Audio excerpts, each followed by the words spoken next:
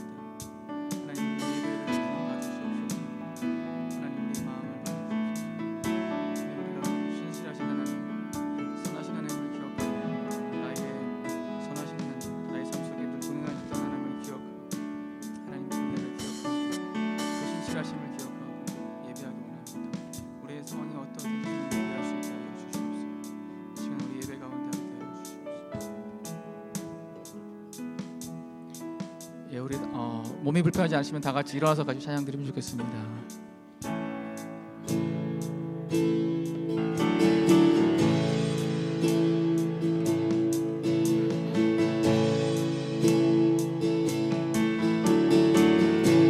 사랑해요, 사랑해요. 신실하신 나의 주,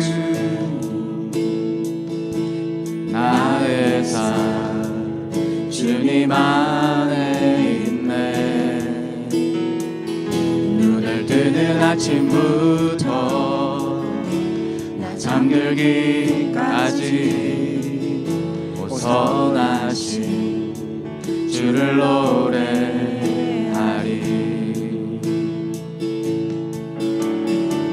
사랑해요, 사랑해요. 신실하신 나의 주,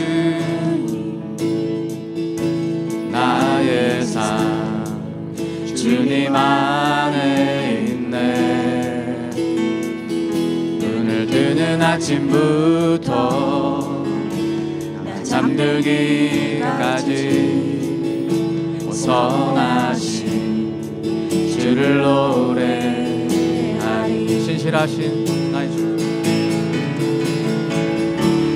신실하신 나의 주, 나의 삶을 인도하셨네.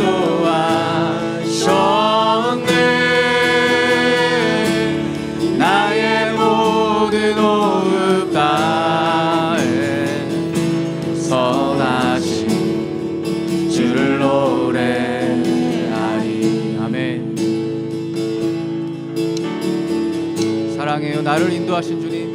사랑해요, 나를 인도하신 주, 고난 중에도 나와 함께 하십니다. 함께 하셨네. 아멘. 내 아버지 되시며 내 친구 되신 주, 나의 삶 주님 안에 있네. 아멘. 신실하신 나의 주님, 신실하신 나의 주, 나의 삶을 인도하셨네. 나의 모든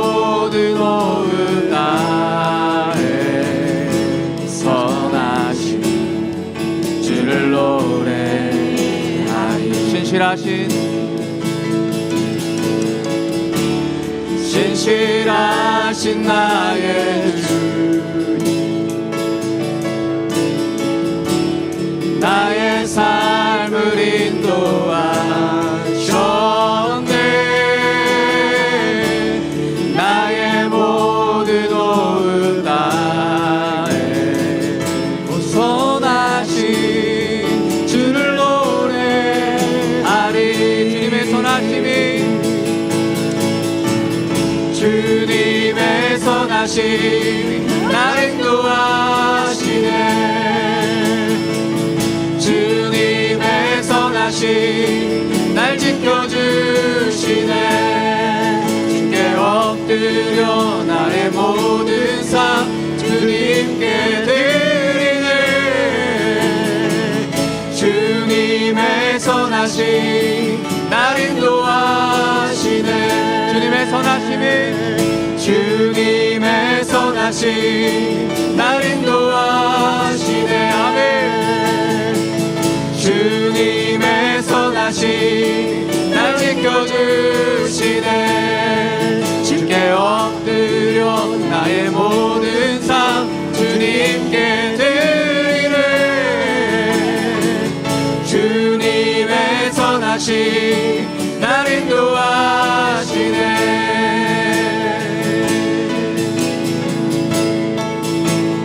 All my life, all my life you have been faithful. All my life you have been so, so good. With every breath that I am able, I will sing of the goodness of God. All my life,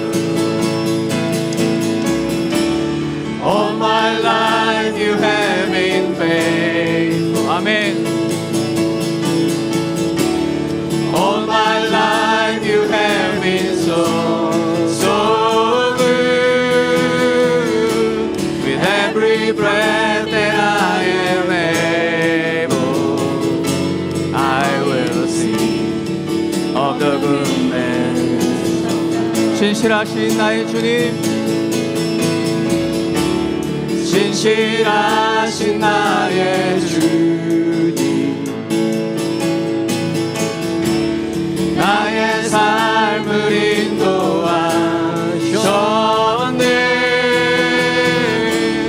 나의 모든 오후 다해 선하신 주를 노래하리.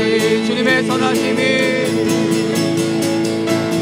주님의 선하심이 날 인도하시네. 아멘.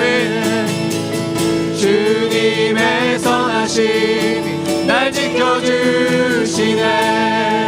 주께 엎드려 나의 모든 삶 주님께 드리네. 주님의 선하심이 날 인도하시네. 주님의 선하심이, 주님의 선하심이 날 인도하시네.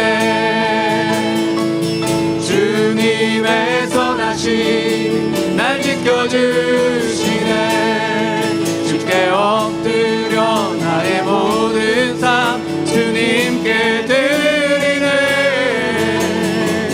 주님의 선하심이 날 인도하시네.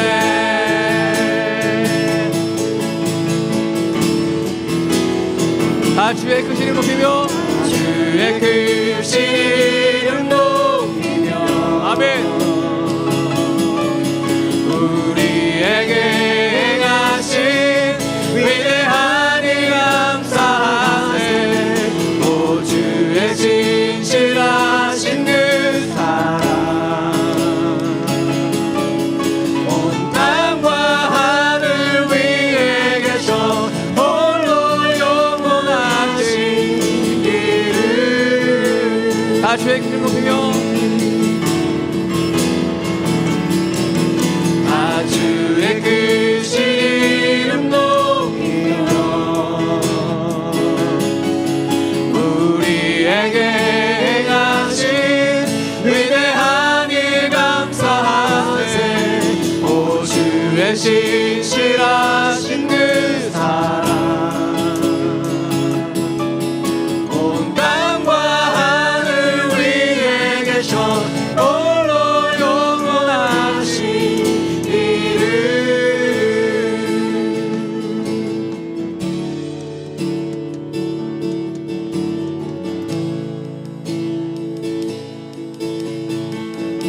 주 여호와는 왕대하시도다. 주 여호와는 왕대하시도다. 아멘. 그 거룩한 하나님 성에서 찬양할지어다.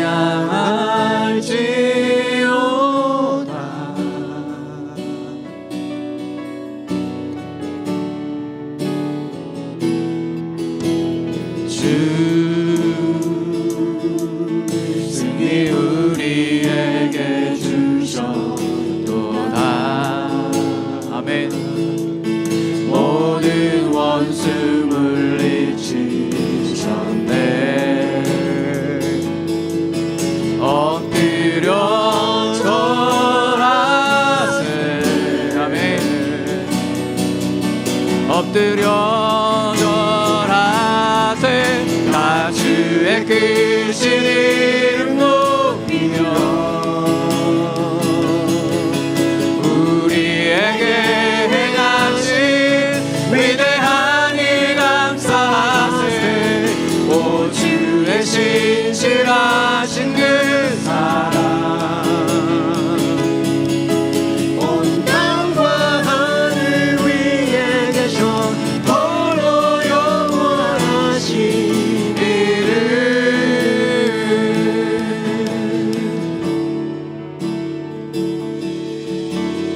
주 여호와는 왕대하시도다.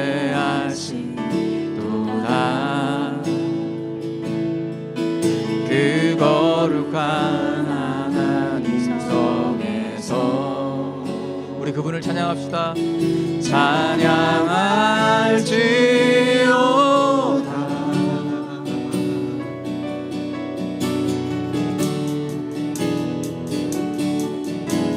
주 승리 우리에게 주셨도다. 모든 원수 물리치셨네. 엎드려 절하세. 엎드려 절하세. 다 주의 크신 이름 높이며 우리에게 행하신 위대한 일을 생각합시다. 우리에게 행하신 위대한 일 감사하세. 오 주의 신실하신 그 사랑 온 땅과 하늘 위에 계셔 홀로 영원하신 이름. 다 주의 기준 높이며 다 주의 크신 이름 높이며 우리에게 행하신 위대한 일 감사하세. 오 주의 신실하신 그 사랑 온 땅과 하늘 위에 계셔 홀로 영원하신 이름. 우리 시간에 같이 기도하면 좋겠습니다. 우리 시간에 기도할 때 우리의 삶 속에 여러 가지 문제가 있고 우리가 답답해하는 일들이 있지만 그러나 이 시간 우리가 우리 삶 가운데 큰일을 행하신 그 주님을 기억하면 좋겠습니다. 하나님, 나의 삶 속에 역사하셨던 그 하나님을 기억하면 좋겠습니다. 하나님의 그 임재하심과 하나님의 신실하심을 기억하면서 주님을 찬양하면 좋겠습니다. 이 시간 우리가 어떠한 다른 고백보다도 주님을 높여드리는 하나님의 그 위대하신 일을 기억하면서 그분을 찬양하는 기도를 같이 드리면 좋겠습니다. 같이 기도하겠습니다.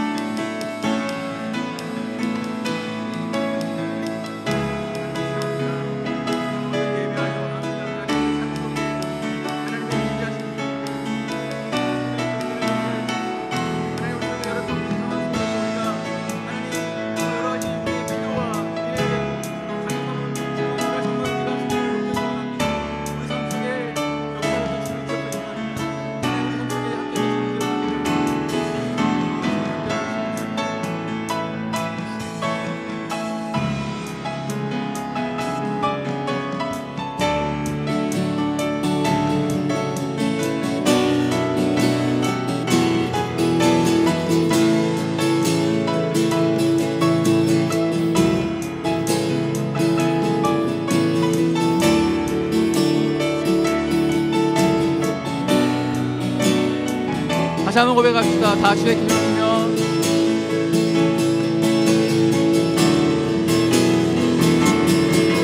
다 주의 크신 이름 높이며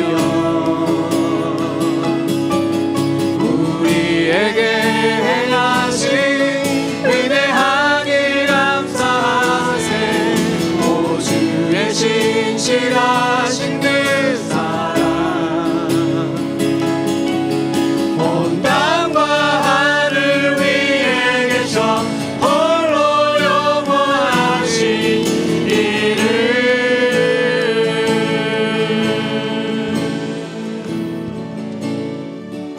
다 주의 크신 이름 높이며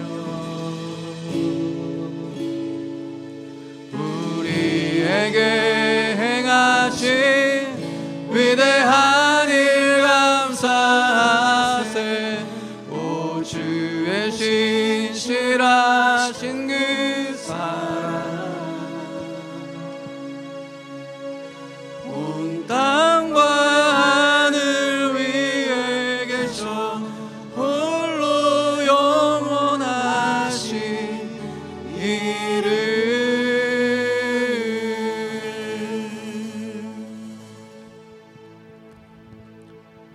예, 자리에 앉으시겠습니다. 오늘 예배를 위해서 김나무 자매님 나오셔서 기도해 주시겠습니다.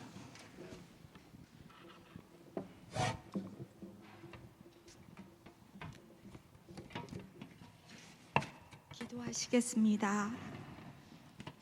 어제도 계시고 오늘도 여기에 함께 하시며 장차에도 계실 하나님 아버지, 저희를 예배의 자리로 이끌어 주심에 감사를 드립니다. 몸으로 이 자리에 나와 앉기까지도 도전이 되고 방해가 되는 저희 삶에 여러 제약들이 있고 공고한 형편들을 아시는 주님, 그런 저희에게 계시록 말씀을 통해 암울하고 탐욕스럽고 불안한 이 시대를 어떻게 살아야 할지 일깨워 주시니 감사합니다. 2000년 전 7 교회들에게 격려와 책망의 메시지를 통해 어떤 고난과 역경 속에서도 함께 하시는 보좌에 계신 어린 양께서 우리를 책임져 주시고 온전하게 이끌어 가시겠다고 약속하신 말씀을 오늘도 이 시대를 살아가는 저희들이 눈을 열고 마음을 열어 볼 수 있게 하시고 또한 아멘으로 화답하는 삶의 열매를 들을 수 있도록 저희를 이끌어 주십시오. 마음의 결기는 충만하나 저희의 연약함과 깨어진 세상에 치여 용기도 소망도 없이 주님이 없는 것처럼 살아갈 때도 있는 저희를 불쌍히 여겨 주십시오. 이 시간 저희 공동체 형제 자매님들을 주님 손에 올려드립니다. 육신의 질고로 또 경제적, 관계적 어려움으로 예기치 못한 고난이나 끝이 보이지 않는 오래된 삶의 고통 등으로 우리들의 삶을 짓누르는 무거운 짐들을 이 시간 저희 모두 함께 주님의 십자가 아래 내려놓습니다. 우리와 함께 그 짐들을 떠안으시고 주님의 때와 경륜에 따라 이루어 가시는 그 하나님의 시간을 인내로 기다릴 수 있는 힘 주시기를 간구합니다. 특별히 공동체가 온 마음과 힘을 다해 중보하고 있는 최선 목사님의 입국 문제를 주님 간섭하여 주십시오. 저희와 목사님 모두에게 두려움의 시간, 염려의 시간을 통해 하나님이 어떠한 분이신지를 다시금 깨닫게 해주신 그 주님께서 주님의 몸된 교회와 사랑하는 종의 가정을 위해 하나님의 신실하심과 인내하심으로 선대해 주실 것을 신뢰하며 간구합니다. 저희 빌리제 공동체가 7 교회에게 당부하셨던 것처럼 어떤 삶의 어려움 속에서도 견디고 인내할 수 있는 힘을 주시되 내 집, 내 교회만을 위해서가 아니라 하나님의 시선과 마음이 머무는 모든 지경과 경계로 우리의 마음과 시선을 확장해서 살아가는 은혜를 부어주시고 오늘도 그런 주님의 마음을 품고 열방 곳곳에서 삶을 내어드린 선교사님들을 건념해 주시고 그분들의 삶의 자리에 임마누엘 해 주십시오. 이 모든 말씀을 알파와 오메가 되시는 예수 그리스도의 이름으로 기도합니다. 아멘. 오늘 성경 말씀은 요한계시록 3장 22절 한 구절입니다. 귀 있는 자는 성령이 교회들에게 하시는 말씀을 들어라. 다시 한번 다 같이 봉독하겠습니다. 귀가 있는 사람은 성령이 교회들에게 하시는 말씀을 들어라. 아멘.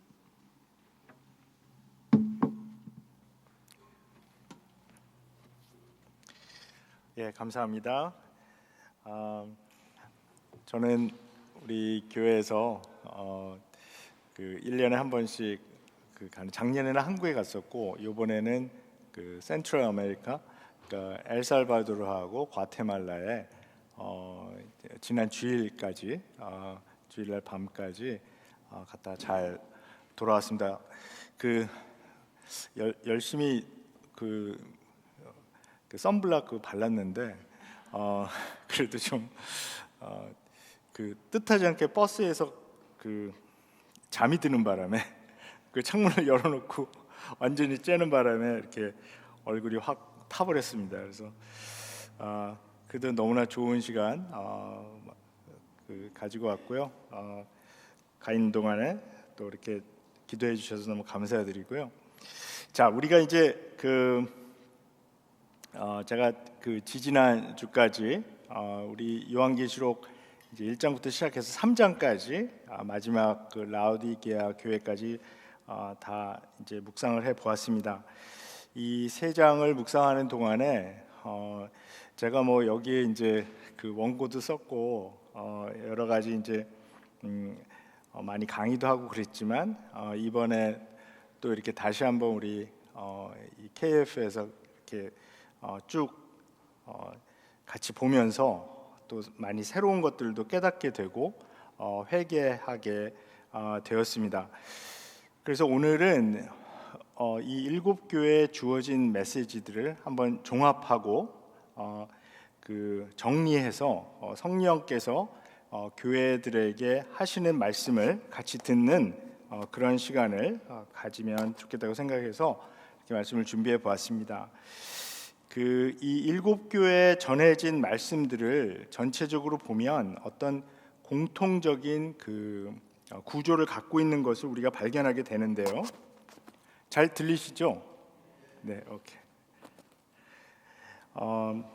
크게 이제 세 가지로 나눠 볼 수가 있습니다. 첫 번째는 그리스도께서 직접 말씀하신다 하는 점이 있고요.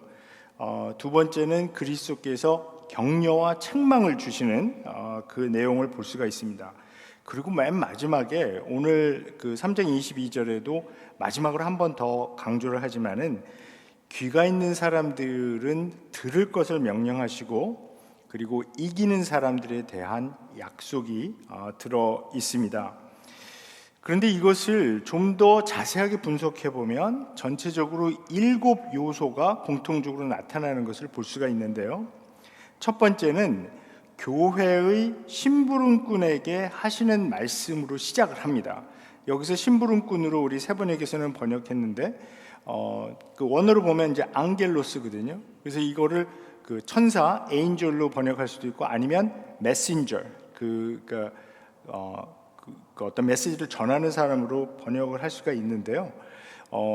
우리 세 번역에서는 이것을 심부름꾼, 그러니까 이것을 어떤 그리스도께로부터 말씀을 받아서 전달하는 사람으로 이제 생각을 했고, 기억나실지 모르겠지만 제가 어떻게 이제 설명을 드렸냐면 이것은 단순한 그곳에서 말씀을 전하는 사람을 나타내는 것이 아니고 각 교회가 갖고 있는 이토스, 그러니까 어떤 풍토 같은 각 교회의 특징에 대해서 그리스도께서 말씀하시는 것이다, 이렇게 말씀을 드렸습니다.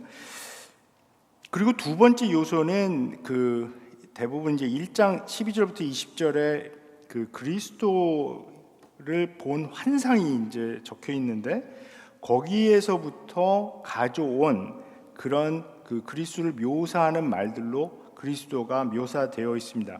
그런데 이 그리스도를 묘사하는 부분도 각 교회의 상황과 깊은 연관을 가지고 있습니다. 그래서 그냥 아무렇게나 그리스도를 뭐 이렇게 저렇게 아무 근거 없이 묘사하는 것이 아니라 그 각 교회의 상황과 연결이 지어져서 그리스도를 이렇게 이제 묘사하는 말씀이 나오고요.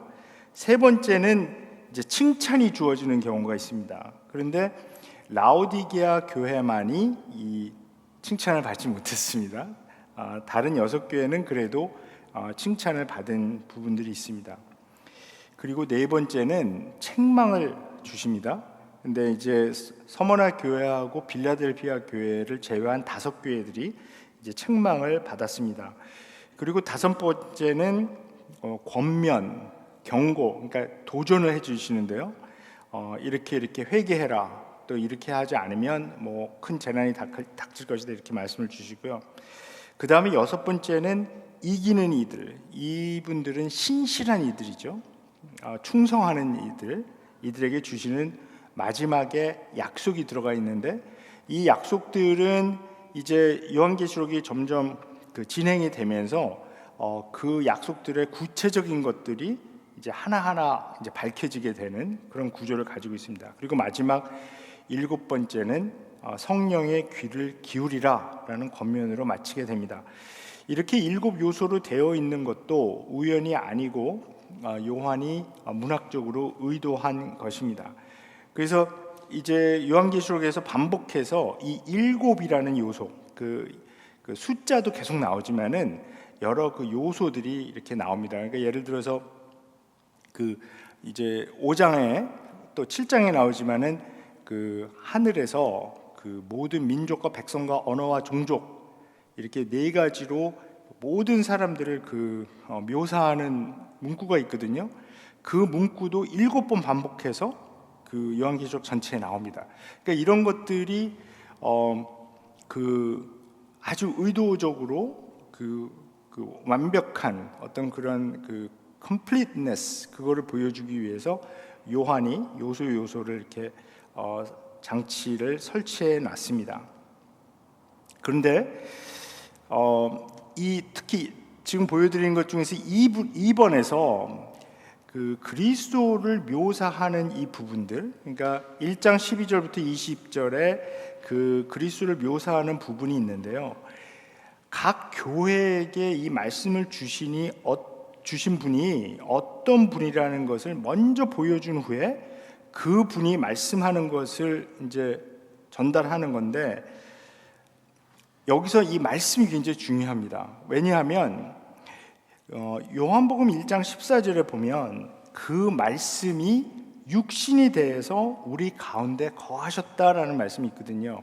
그러니까 말씀이 육신이 되어 우리 가운데 거하시니 세 번역에서는 우리 가운데 사셨다. 그리고 우리가 그의 영광을 보매 이렇게 번역했는데 우리는 그의 영광을 보았다. 그것은 아버지께서 주신 외아들의 영광이었다. 그는 은혜와 진리가 충만하였다. 바로 말씀으로 오신 그 말씀이 육신이 돼서 우리 가운데 거하신 그 하나님, 그분이 직접 말씀하시는 그것을 강조하고 있습니다. 그래서 그리스도께서 인간의 육신을 입고 우리 가운데에서 텐트를 치시고 천막을 치시고 우리와 같이 사셨던 우리의 이웃이 되셨던 그분께서 직접 말씀하신다. 하늘에서 내려다 보면서 멀리 떨어진 곳에서 말씀하시는 것이 아니라 우리 가운데 와서 같이 걷고 대화하고 같이 먹고 마시고 그랬던 분. 그래서 인간에 대해서 너무나 잘 아시고 또 교회에 대해서도 잘 아십니다. 한 예를 들어보면 에베소 교회에 보내진 그 부분에서 이렇게 말씀합니다. 오른손에 7뼈를 주시고 7 금 촛대 사이를 거니시는 분이 말씀하신다. 여기 7 금 촛대는 바로 7 교회를 나타낸다는 것을 나중에 이제 밝히게 되죠. 그러니까 교회와 함께 동행하시고 같이 거니시는 분, 그분께서 말씀하시는 거니까 그 교회들의 사정을 속속들이 잘 알고 계시는 분이 아주 가까이에서 말씀하신다는 것이죠. 그런데 이 7교회에 주어진 메시지를 분석하면서 참 당혹스러운 것은 뭐냐 하면은 우리 생각에는 1세기경, 1세기 말이죠. 지금 그리스도의 죽음과 부활이 그 사건이 일어난 지 한 5, 60년 정도 지난 후일 텐데 벌써 7교회 중에 5교회가 책망을 받았단 말이에요. 그래서 이게 아니 어떻게 이렇게 교회가 생기자마자 이런 많은 문제가 있었나? 이렇게 해서 사실 처음에 이것을 분석할 때 굉장히 이것을 어떻게 이해해야 되고 설명해야 되는가? 제가 굉장히 개인적으로 또 당혹했던 그런 경험이 있습니다. 그런데 주님께서 보시는 것은 이 교회가 처음부터 지금까지 우리가 뭐 초대교회로 돌아가자, 뭐 초대교회를 이렇게 굉장히 뭐랄까 좀 너무 이렇게 글로리파이해서 옛날 초대교회에서는 이렇게 했는데 지금 현대교회는 너무 썩었다 이렇게 많이들 얘기를 하지만 사실 바울 서신에 나와 있는 그 교회의 모습도 그렇고 이 요한계시록에 나와 있는 교회의 모습도 그렇고 사실 이 지상에 이 땅에 존재하는 교회들 중에 사실 완벽한 교회는 없다는 것입니다. 주님께서 다시 오셔서 그 교회의 그 성숙이 완성될 때까지는 계속해서 이런 문제를 안고 살아가는 책망을 받을 만한 요소가 계속 있는 그런 불완전한 그런 상태. 그러나 그런 불완전한 상태를 통해서 하나님 나라를 이 땅에 계속 오게 하시려는 어떤 주님의 그 목적, 의도가 여기 있다는 것이죠. 그렇기 때문에 사실 우리가 교회의 어떤 불완전한 모습을 보면서 비판은 해야 되지만 하는 것은 당연하다고 생각을 합니다. 그러나 그 비판은 사랑으로 해야 된다는 것이죠. 왜냐하면 주님께서 이 교회들에 대해서 잘 알고 계시면서 책망하시는 그 이유는 이 교회들을 사랑하시기 때문입니다. 교회들을 싫어하고 미워하기 때문에 그런 것이 아니고요. 그래서 우리가 이 7교회에 주어진 메시지를 분석하고 이해하는 과정에서 우리가 정말 절실하게 배워야 되는 것은 우리 이 땅에 있는 이 교회들을 보면서 특히 이제 지역 교회들을 이렇게 보면서 많은 잘못된 점을 우리가 발견할 수가 있습니다. 또 우리가 비판할 수 있는 요소도 많이 가지고 있습니다. 완벽한 교회는 없다는 것이죠. 그 완벽을 그리스도께서 완전하신 것처럼 그 완전한 것을 우리가 추구해 나가고 계속 자라나가야 되는 거지만 그러나 이 땅에 존재하는 교회들 가운데 완전한 교회는 없다.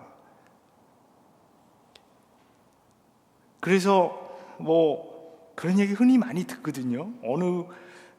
제가 이민교회에서 사실 가장 많이 듣는 이야기들이 뭐냐면 뭐 어느 교회를 갔는데 그 교회에 사랑이 없더라. 뭐 이런. 사람들이 차가워.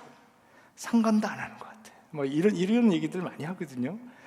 근데 이런 얘기는 제가 이민교회에서 그동안에 한 40여 년 생활해 봤는데 계속 이런 얘기들 하거든요. 그러면서 뭐 교회에 대해서 어떤 비판하고 그럴 때 항상 나오는 얘기가 그런 얘기예요. 근데 그런 상황에서 물론 목회자의 입장에서는 그런 얘기를 들을 때 좀 더 잘 케어하고 사랑해야 되겠다 이렇게 생각하지만 그 평신도의 입장에서 그런 식으로 비판하면서 그러니까 나 이 교회 안 나가 이런 식으로 되는 거는 이 성경에서 보여주는 교회 모습을 완전히 오해하고 있다는 것입니다. 사실 우리가 교회에 속하고 교회에 나가는 것은 어떤 부르심의 영역입니다. 그러니까 지금 현대 사회가 너무나 소비자주의에 이렇게 함몰되어 있기 때문에 제가 여러 번 말씀을 드린 것 같지만 교회를 선택하고 교회에 나가고 이런 거를 그 어떤 영적인 소비자의 입장에서 이 교회 가니까 내가 원하는 게 있고 나에게 필요한 게 있고 여기서 나를 잘 제공해. 어떤 분들은 또 교회를 정할 때 그렇게 정하는 분들도 있잖아요. 이 교회 가니까 너무 옛날 찬양만 불러. 나는 요새 찬양 부르는 게 좋은데. 뭐 이렇게 생각하시는 분들도 있고. 어떤 분들은 나는 교회 가서 좀 찬송가 좀 부르고 싶은데 찬송가 부르고 맨날 요새 컨템포러리 그 음악만 그러니까 난 싫어 뭐 이렇게 하는 경우도 있거든요. 그러니까 이렇게 소비자주의적으로 이렇게 교회를 선택하고 이렇게 하는 것은 사실 성도의 입장에서 그 성경에서 말하는 이 성도의 어떤 부르심과 너무나 동떨어진 그 태도라는 것입니다. 그래서 이 요한계시록에서 주어진 이 7 메시지를 분석하면서 분명히 우리가 알아야 되는 것은 그리스도께서 책망하시는 이유가 그 교회들을 사랑하시기 때문이고요. 이 지상에, 이 땅에 주님께서 다시 오실 때까지는 완벽한 교회는 없다. 그러면 우리가 어떤 교회에 속해서 신앙생활을 해야 할 것인가? 부르심의 영역이라는 거죠. 컬링을 받아야 된다는 거죠. 그래서 그 부르심을 갖고 아무리 완벽하지 않은 단점이 있는 또 어떤 뭐 약한 공동체라든지 여러 어려움이 있는 교회라고 하더라도 결국 내가 부르심을 받았다면 그 교회에 속해서 이제 신앙생활을 해 나가는 거죠. 자, 더 말씀을 드리겠습니다. 그래서 7교회에 전해진 이 모든 메시지들은 모든 것을 아시는 그리스도의 관점으로 주어진 것을 가리키면서 이 아주 중요한 주제가 드러납니다. 그것은 뭐냐 하면 그 요한계시록의 주제, 그러니까 보이는 게 다가 아니다. 그러니까 겉으로 보이는 게 다가 아니고, 그러니까 things are not as they seem. 그 뒤에 숨겨진 영적인 현실에 관한 것이라는 것을 여기서 분명하게 보여줍니다.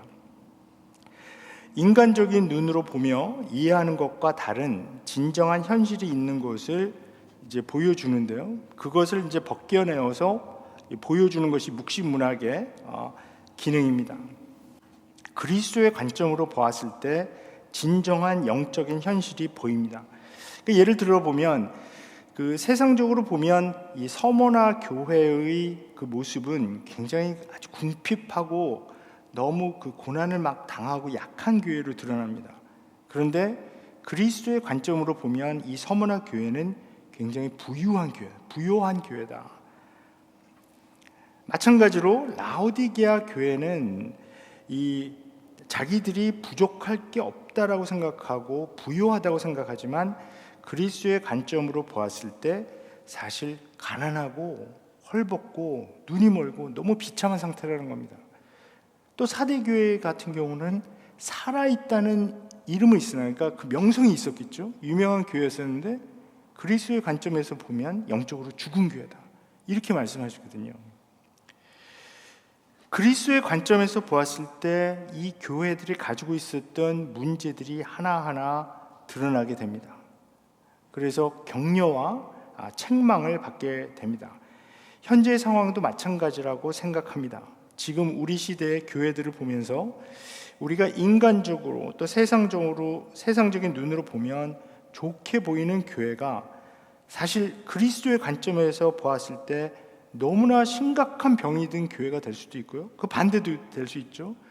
또 형편없고 우리 인간적인 관점에서 봤을 때 뭐 작고 뭐 재정적으로도 그렇고 뭐 어떤 교회들은 자기 건물도 없고 너무나 힘들어 보이는 그런 상태. 그러나 그리스도의 관점에서 보면 그리스도께 정말 칭찬받는 그런 교회도 될 수 있다는 것입니다. 그래서 우리가 정말 간절히 갖기 원하는 관점은 그리스도의 관점입니다. 그러니까 요한계시록을 계속 묵상해 나가면서 제가 솔직히 예상을 했던 것은 이 7교회에 전해진 이 메시지를 마칠 수 있을까? 그렇게 이제 시작을 했는데요. 아마도 좀 많이 갈 것 같습니다. 예. 뭐 제가 원고는 지난 3월달에 22장까지 다 써놨으니까요. 그러니까 이제 그런 문제가 없는데, 아무튼 그래서 우리가 계속 요한계시록을 묵상하면서 이 관점을 갖기를 원하고요. 그래서 우리가 우리 자신을 보고 또 우리 교회를 보는 관점이 세상적인 그 레벨에 머물러 있지 않고 하늘의 관점, 그리스도의 관점을 갖게 되어서 성령께서 우리에게 말씀하시는 것을 제대로 듣기를 원합니다. 자, 그래서 한번 세 가지로 7교회 주신 메시지를 종합해서 말씀드려 보도록 하겠습니다.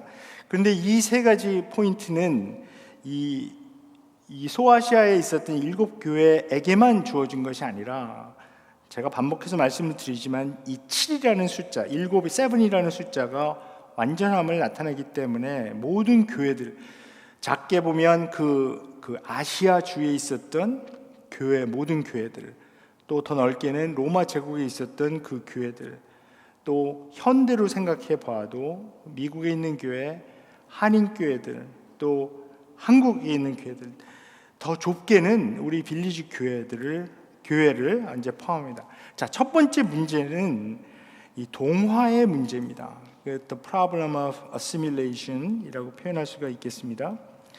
7교회 중에 적어도 3교회에게 이 문제를 지적하셨습니다. 그러니까 동화되는 문제 또는 흡수되는 문제죠. 그러니까 assimilation 아니면 accommodation이라고 생각할 수도 있겠는데요. 에베소, 버가모 그리고 두아디라 교회에게 주셨던 말씀 중에 그들이 살고 있었던 세상에, 그러니까 그들을 둘러싸고 있는 세상의 종교와 문화에 동화되어서 흡수되어 가고 있던 심각한 문제를 말씀하셨습니다. 그래서 반복해서 계속해서 드러나는 형태가 뭐였냐면, 우상에게 희생 제물로 바쳐진 음식을 먹는 문제가 제기가 되었는데요. 이것은 당시에 이 우상에게 희생 제물로 바쳐진 음식을 먹지 않으면, 그 종교 행위에 참여하지 않으면 여러 생활이 어렵게 되는 현상이었기 때문에 그 당시 문화가 요구하는 그런 일들을 계속 거기 참여하고 해나가고 있었다는 것이죠. 그들에게 닥쳐진 어떤 정치적인 현실 그리고 사회적인 현실을 인정하는 행위였습니다.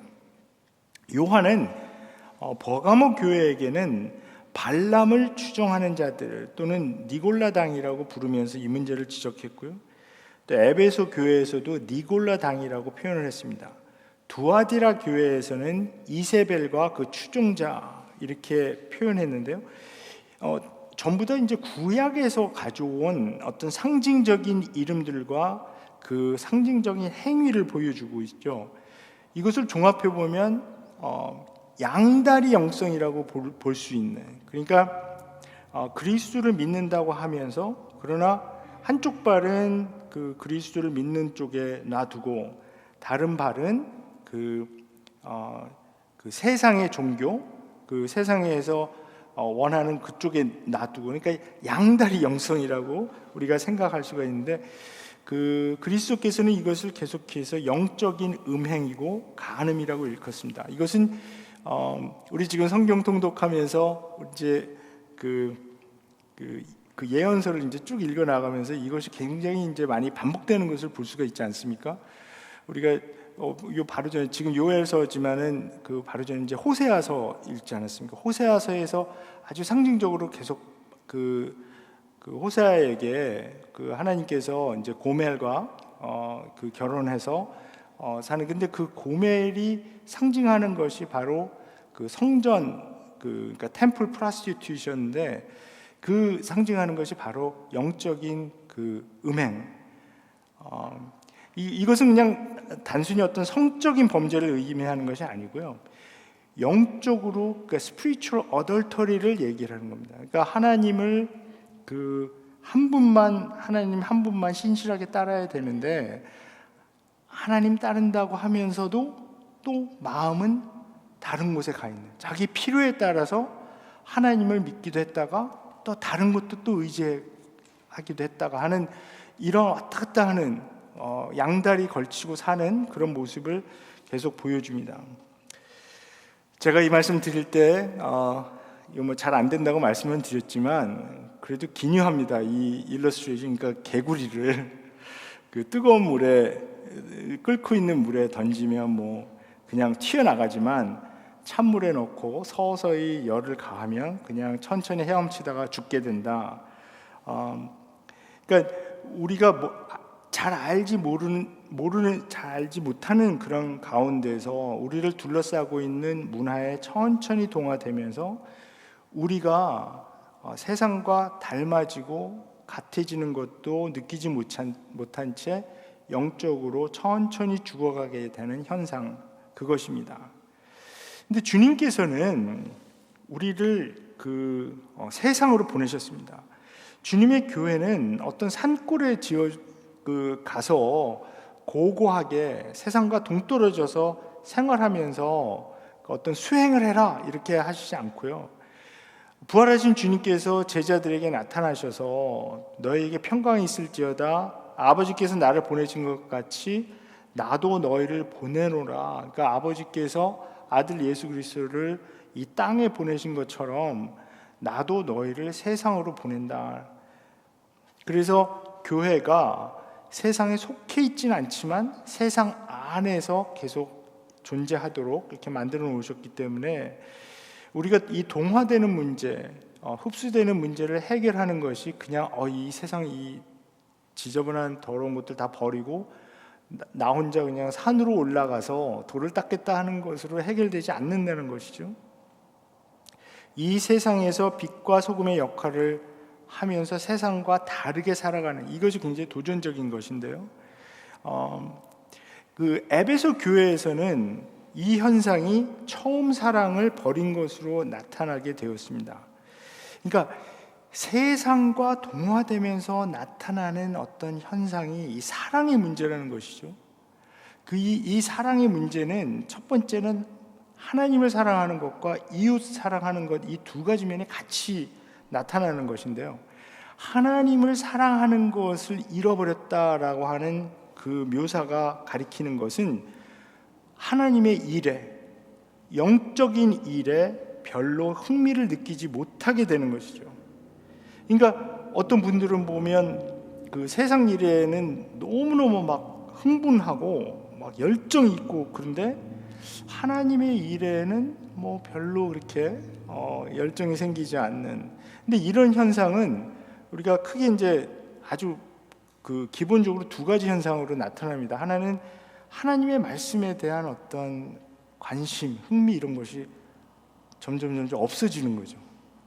그래서 성경을 읽어도 이거 무슨 소리인지 잘 모르겠고, 설교를 듣기만 하면 강력한 수면제로 막 졸음이 오고, 이런 현상이 계속 일어나게 되면서 성경 읽는 거 하루에 5분, 10분 읽는 것도 힘들어지게 되고, 또 그것과 동반되어서 하루에 2분, 3분 기도하는 것도 자꾸 다른 생각 들어오게 되고, 그래서 어떤 분들은 그냥 난 그래서 하루에 3번 기도한다고 말씀하십니다. 식사 때마다 기도하고 그렇게 말씀하십니다. 그러니까 이 말씀과 기도에 점점 관심이 없어지고 흥미가 없어지고요. 오히려 세상에서 전해주는 그 메시지, 그리고 세상에서 보여주는 그 이미지, 요즘은 뭐 유튜브 같은 것들이 발달했기 때문에 거기서 끊임없이 이 알고리즘을 통해서 우리가 원하는 거, 우리가 보기 원하는 거, 우리 관심 있는 거 이게 끊임없이 보여주거든요. 그래서 자칫 잘못하면 정신 정말 조금 바짝 차리지 않으면 금방 그 안으로 들어가게 됩니다. 제가 학생들하고 생활하면서 한 가지 깨닫게 된 것은 뭐냐면, 이 온라인 뭐 인스타그램이라든지 뭐 틱톡이라든지, 학생들 페이스북 요즘은 많이 안 하지만 학생들이 뭐 유튜브도 마찬가지고요. 여기에 한번 빠져 들어가는 이 그 흡인력이 어마어마해요. 그러니까 뭐 책을 읽는 것을 그냥 15분, 20분 읽는 것 힘들어하는 학생들도 그 온라인에서 뭐 하기 시작하면 몇 시간 동안 집중력을 잃지 않고 하는 놀라운 그 현상. 그리고 요즘 또 게임에 한번 또 빠지게 되면 제가 그래서 학교에서 가르칠 때 8시 8am 클래스를 했는데요. 출석률이 너무 안 좋아, 학생들이. 그래서 제가 좀 나중에 이제 경력이 쌓이면서 좀 시니어가 됐을 때는 이제 다른 젊은 교수들한테 8시 클래스는 다 몰아주고 저는 그냥 한 11시 이후로 이렇게 하면 출석률이 좀 높아지는. 그런 현상도 있었습니다. 그런 상황 속에서 점점 영혼이 이 메말라 가는데 그 과정 속에서 자기는 잘 느끼지도 못하는 사이에서 영혼이 거의 다 죽어서 질식 상태에 이를 때까지 모르게 됩니다. 이 영적으로 죽어 있는 상태가 되면 하나님을 사랑하는 것과 이웃을 사랑하는 것 가능치 않습니다. 그러니까 우리가 이 세상과 동화되었는지 아닌지를 가장 간단하게 알 수 있는 방법 중에 하나가 우리에게 이 사랑이 있는가, 이 사랑은 하나님을 향한 어떤 사랑에서 그 하나님의 일에 정말 우리가 관심이 있는가, 그런 것들을 보면 되는 거죠. 그러니까 뭐 예를 들어서 교회 어떤 선교사님이 방문해서 말씀을 전하는데 뭐 또 왔어 이렇게 생각한다든지 이런 심각한 문제가 되는 거죠. 하나님께서 성경에 정말 하나님께서 가장 관심 있고 계속 반복해서 나타나는 이 이야기가 이 하나님의 선교 이야기인데, 거기에 만약에 우리 관심이 별로 이렇게 그 선교사님도 와서 얘기하는데 보니까 별로 고생도 안 하네 이런 식으로 생각하는 것도 큰 문제입니다. 이 하나님을 사랑하지 않는 것과 이웃을 사랑하지 않는 것이 밀접하게 연결이 되어 있기 때문에 이 사랑이 있는가를 잘 보아야 합니다. 그런데 이 사랑의 문제가 그 에베소 교회에서 일어났던 문제가 이제 다른 교회들에게도 같은 형태로 나타나는데, 시간 관계상 제가 여기서 그 현대교회로 좀 넘어가야 되겠습니다. 현대교회에서는 에베소 교회가 잃어버렸던 그 처음 사랑의 문제가 현대적으로 왔을 때는 개인주의의 형태로 나타나게 되는 거죠. 그러니까 이 미국 문화에서 이 우리가 개인주의가 가장 이 세상에서 발달한 곳에 살고 있는데, 요즘 보면은 한국도 만만치 않은 것 같아요. 그래서 제가 예를 하나 들어보겠습니다. 이 개인주의 사상이 어떻게 우리에게 영적으로 영향을 끼치는가? 첫 번째는 우리가 예를 들어서 구원의 확신을 얘기를 할 때도 개인주의적으로 접근하는 사람들은 하나님과 그 어떤 딜을 맺은 것 같은 그런 형태로 자기의 구원의 확신을 이해합니다. 그러니까 뭐냐면 하나님이 제시하는 거를 내가 그냥 받아들였다. 그러니까 교리적으로 접근하는 겁니다. 그래서 그것에 내가 동의를 했으니까 예수님 나의 죄를 위해서 죽었고 그다음에 예수님 부활하신 거 나 믿어. 그러니까 나는 예수님 영접했으니까 나는 구원받았어.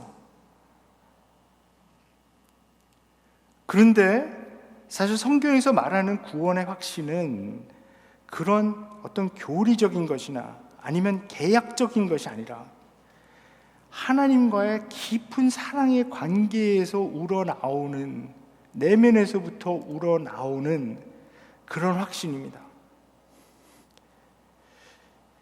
이런 식으로, 그러니까 이것을 이제 좀 전문용어로 말씀을 드리면 리덕셔니스틱 하다 그러거든요. 이걸 축소시켜서 너무나 간단한 공식처럼 만들어 놓고 내가 그냥 예수님 영접했으니까 나는 죽은 다음에 좋은 곳으로 가는, 소위 천국이라고 하는 곳으로 가는 티켓을 내가 얻어놨다.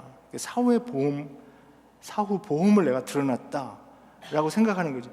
이것이 개인주의적인 신앙 형태로 너무나 뿌리 깊게 지금 많은 사람들에게 퍼져 있습니다. 이렇게 되니까 이렇게 구원의 문제를 이해하게 되면 교회가 아무 의미가 없어집니다. 교회는 그냥 옵션으로 남습니다. 그렇기 때문에 지금 특히 우리 미국에 있는 한인 교회들에게서 제가 관찰하면서 발견한 것은 이렇기 때문에 교회에 너무나 문제가 많이 생기는 겁니다. 교회는 옵션이거든요. 공동체 사상이 안 들어가 있어요. 공동체가 별로 필요가 없어요. 그리고 구원을 내가 하나님과 어떤 컨트랙을 맺어서 하나님과 딜해서 내가 죽은 다음에 좋은 곳으로 가는 그 개런티를 내가 얻어냈으니까 그냥 그 중간에 사실 하나님께서 원하시는 이 교회의 모습은 여기서 공동체에서 이 구원의 과정을 같이 형제자매로서 같이 경험해 나가면서 같이 성숙하는 그런 모습인데, 그렇게 생각을 안 하고 그냥 나하고 하나님하고 개인적으로 딜을 맺어서 나는 구원받았다, 그러니까 나는 죽은 다음에 좋은 데 갈 거야, 나는 구원의 확신이 있어. 그렇게 되니까 거기에 그 라직 안에 교회의 어떤 중요성이 하나도 없습니다. 그러니까 교회를 알기를 너무나 우습게 생각하는 그런 경향도 있어요. 그러니까 그런 문제 때문에 여기 이 계시록에서 전해주는 이 메시지 안에 에베소 교회에게 제기된 이 처음 사랑을 버린 것은 현대의 이 개인주의 성향으로 나타났다라고 저는 생각을 하고요. 그 개인주의 성향에 스테로이드를 놓은 것이 뭐냐면 바로 소비자주의입니다. 왜냐하면 이 컨슈머리즘은, 소비자주의는 개인주의에 기반해서 그 발달한 것이거든요. 그러니까 이 우리가 지금 살고 있는 이 자본주의 세상에서 이 소비자가 왕입니다. 이 소비자들이 원하는 게 굉장히 중요하게 되는데요. 이런 식으로 멘탈리티가 되다 보니까 교회도 어떤 영적인 소비자 시장이 돼가는 그런 문제가 있습니다. 그래서 사람들은 자꾸 자기가 원하는 것을 요구를 하게 됩니다. 그래서 교회가 마치 영적 상품을 사고 파는 시장처가 되어버려서 교회에 찾아와서는 자기가 원하는 게 이거다라고 자꾸 요구를 하게 되고, 충족되지 않으면 그냥 다른 교회로 가버리면 끝이다 라고 생각을 하게 됩니다. 하나님으로부터 부름을 받아 소명의식을 갖고 교회에 오는 사람들은 이제 너무나 찾기 힘들게 되어버렸습니다. 제가 신앙의 선배로 생각하고 영적으로 배운 사람들은 하나의 특징이 있었습니다. 자기를 위해서 어떤 교회를 다니는 것이 아니고요, 다른 사람들을 위해서 다닙니다. 그러니까 그분들은 이렇게 그냥 그것을 이렇게 표현을 하죠.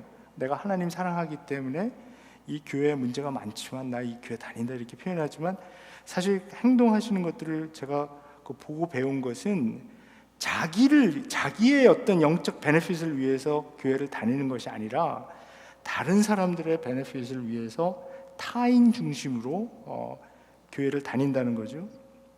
근데 이것은 우리가 하나님의 삼위일체 안에서 배운 겁니다. 그 안에 있는 펠로우십에서는 자기중심적이 절대 아닙니다. 하나님, 아버지 하나님은 아들 그리스도를 영화롭게 하고요, 성령은 이 아버지 하나님과 아들 그리스도를 또 영화롭게 하고 리프트업하고 자기는 뒤에 숨고 하는 이런 삼위일체의 모습이 성경에 나와 있기 때문에 이 교회가 어떤 삼위일체적인 공동체가 돼 나가는 그 과정은 바로 자기 중심이 아닌 타인 중심으로 그 영적인 생활을 하게 되는 것입니다. 자, 그래서 벌써 8시네요.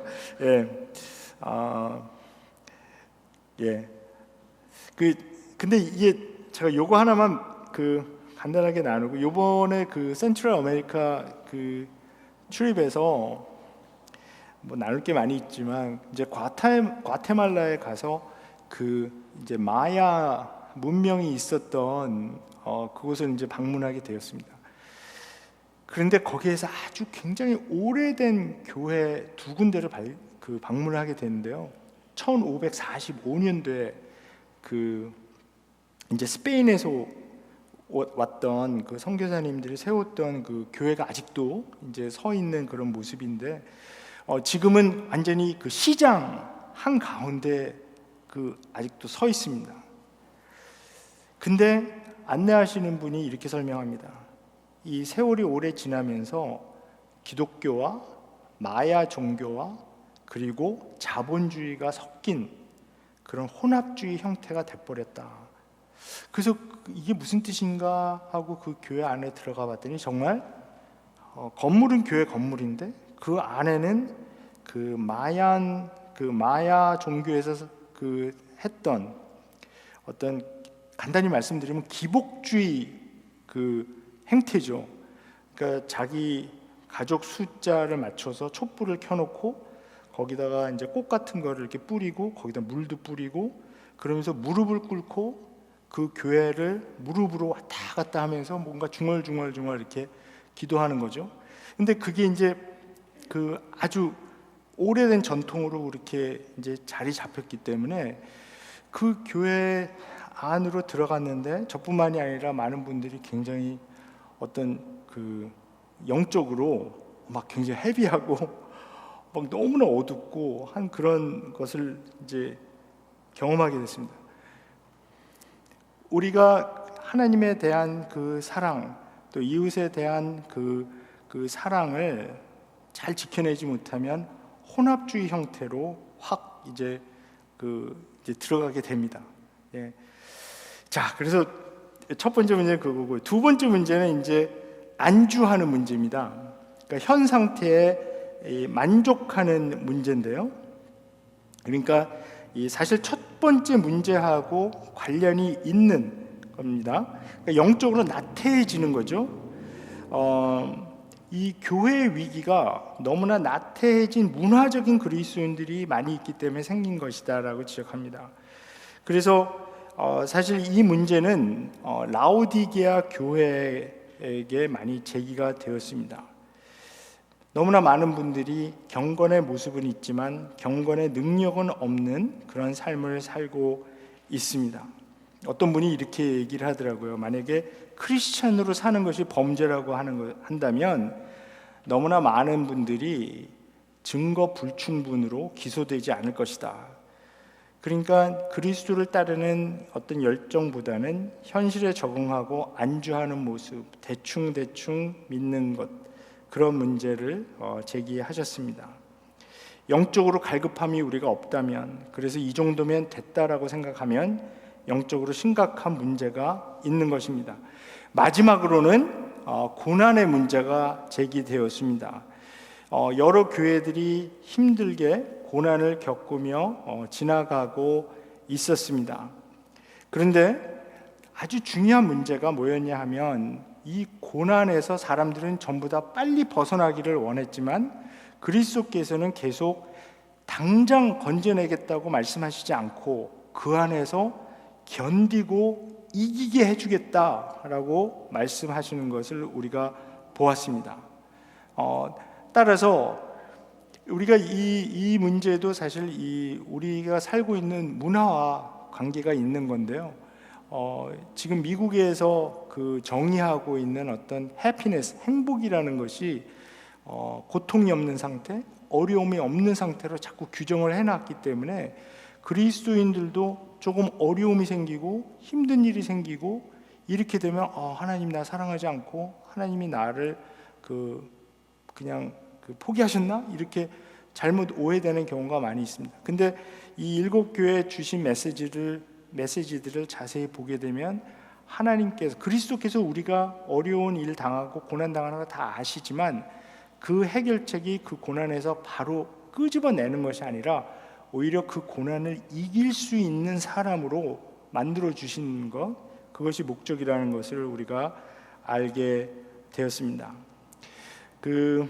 제가 이제 팬데믹 시작되기 전까지는 2000년도서부터 매년 중구에 가서 강의하고 그런 일들이 있었습니다. 그래서 2019년도에 제가 매번 갈 때마다 이 비자 받는 게 너무 돈도 많이 들고 힘들어서 아예 10년짜리 비자를 돈을 많이 지불하고 받아놨는데요. 한 번밖에 못 썼습니다. 그래서 지금 이제 몇 년 있으면 끝나기 때문에 빨리 또 가야 되는데 아무튼 근데 제가 시간이 많이 없으니까 제가 한 가지만 그냥 나누고 마치겠습니다. 거기서 제가 어떤 가정교회 지도자하고 나눴던 대화가 생각이 나는데요. 나중에 알게 되었는데 이분은 사실 중학교도 졸업하지 못한 그런 분이었었어요. 근데 나중에 이제 제가 들은 얘기가 이분이 이끄는 신도의 숫자가 한 200만 명 정도 될 거라고. 그래서 제가 깜짝 이제 놀랐는데 사실 그냥 제가 어떤 형제라고만 알고 있지 사실 이름도 잘 모르거든요. 근데 그분하고 이런 대화를 나눴습니다. 지금 중국 교회가 당면한 가장 큰 문제가 무엇인가 하고 물어봤는데요. 그는 아주 조금도 주저함 없이 물질주의가 우리가 당면한 가장 큰 문제다.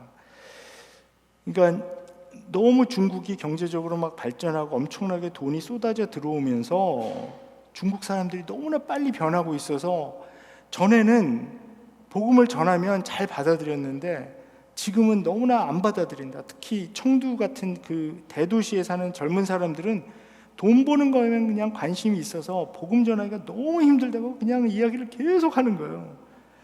근데 제가 사실 이거를 물어본 그 의도라 그럴까요? 제가 생각했던 답은 뭐냐면 고난이다 그렇게 얘기할 줄 알았거든요.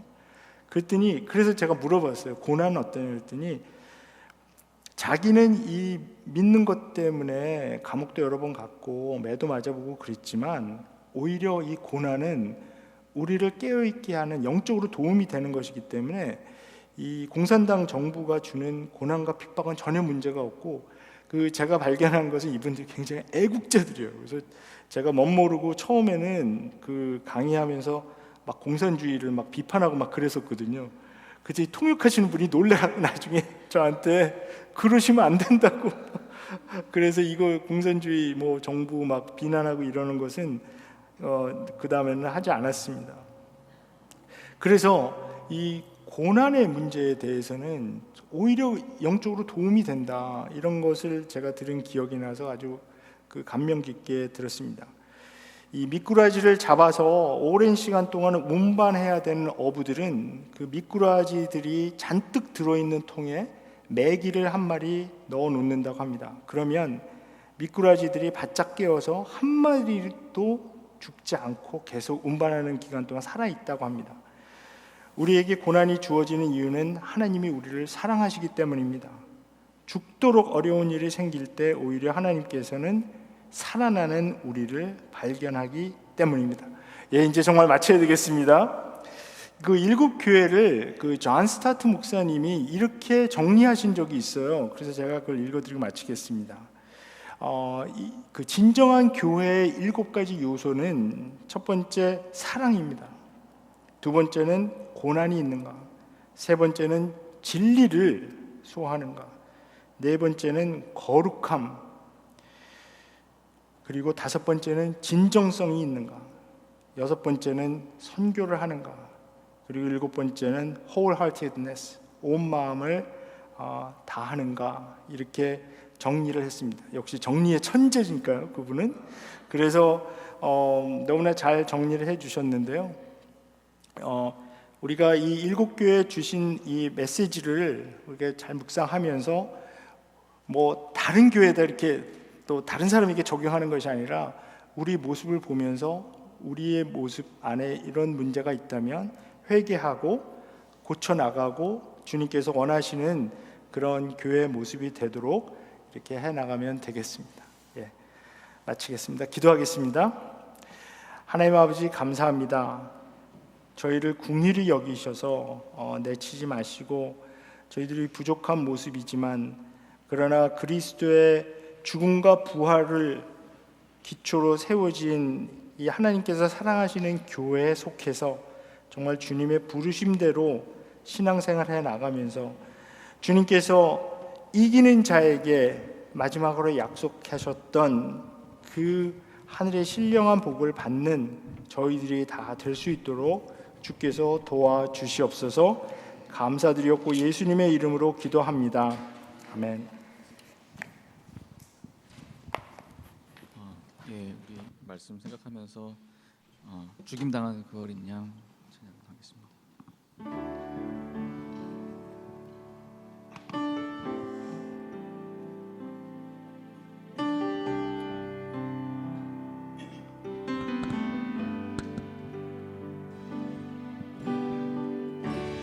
죽임 당한 그 어린 양 거룩하신 주님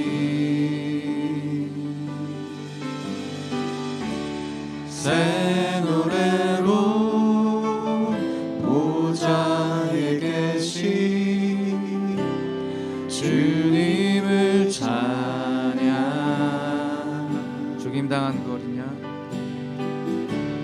죽임당한 그 어린 양 거룩하신 주님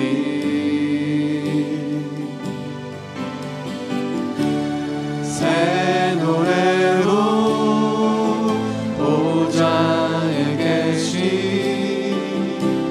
주님을 찬양 거룩 거룩 거룩 거룩 거룩 전능한 주 하나님 언제나 동일하신 분 온 천지 만물들아 왕의 왕 찬양해 주 나의 모든 것 나 주를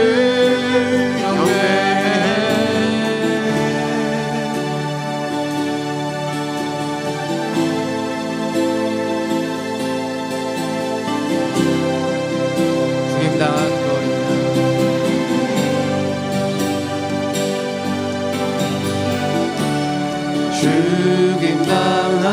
죽임당한 그 어린 양 거룩하신 주님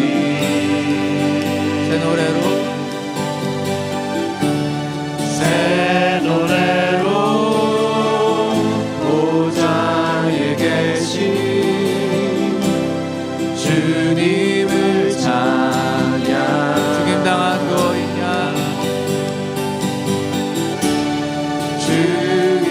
죽임당한 그 어린 양 거룩하신 주님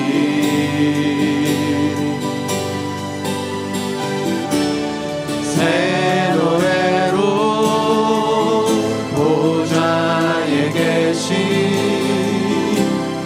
주님을 찬양 아멘 거룩 거룩 거룩 거룩 거룩 거룩 전능한 주 하나님 언제나 동일하신 분 온 천지 만물들아 왕의 왕 찬양해 주 나의 모든 것 나 주를 경배해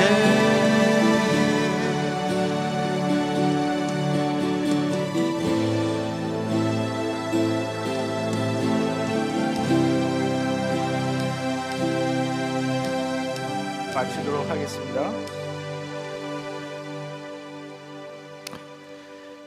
이제는 우리 주 예수 그리스도의 은혜와 하나님 아버지의 사랑과 성령님의 교제가 이제 주님께서 교회들에게 하시는 그 말씀을 듣고 순종하여 회개할 것 있으면 회개하고 주님께서 원하시는 모습의 교회가 되도록 충성하기를 원하는 우리 귀한 성도들에게 지금부터 영원까지 함께 하시옵기를 간절히 축원하옵나이다. 아멘.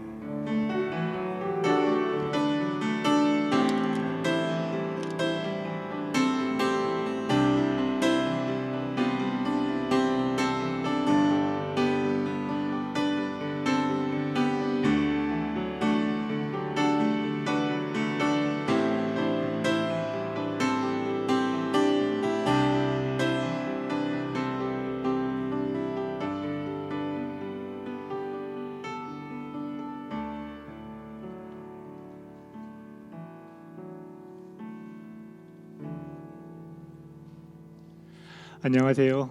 광고 말씀드리겠습니다. 이번 주 토요일과 일요일에 걸쳐서 올란도 비전교회 성도님들과 덴버 제자교회 교역자님들께서 빌리지를 방문하셔서 다문화 사역과 특히 한인부 사역에 관심이 많으세요. 그래서 아마 많은 미팅이 있고 그 다음에 18일 주일날은 예배를 마치신 다음에 저희 펠로우십 테이블에 같이 참여하셔서 아마 이야기하고 소개할 시간이 있을 것 같습니다. 혹시 만나게 되시면 따뜻하게 인사해 주시고 격려해 주시면 감사하겠습니다. 그리고 이번 토요일 날 행사가 굉장히 많습니다.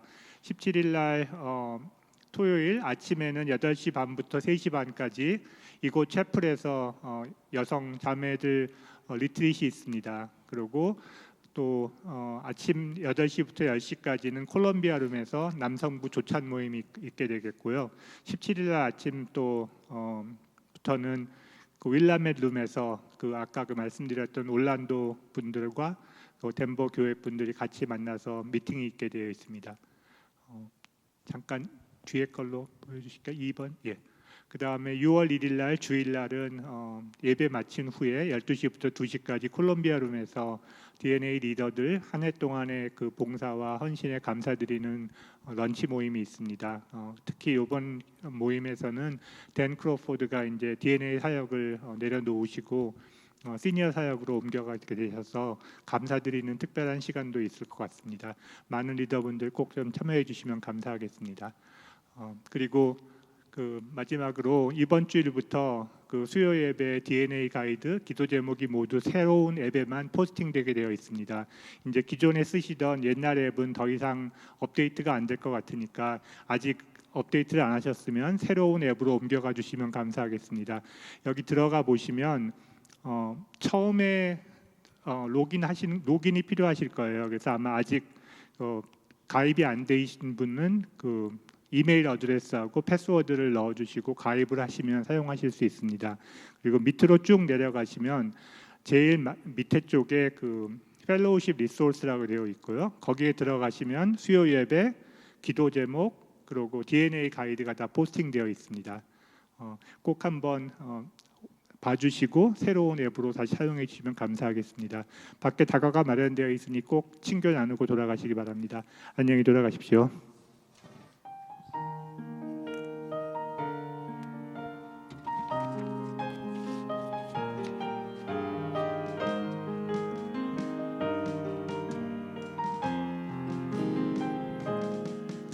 너희는 세상의 빛이요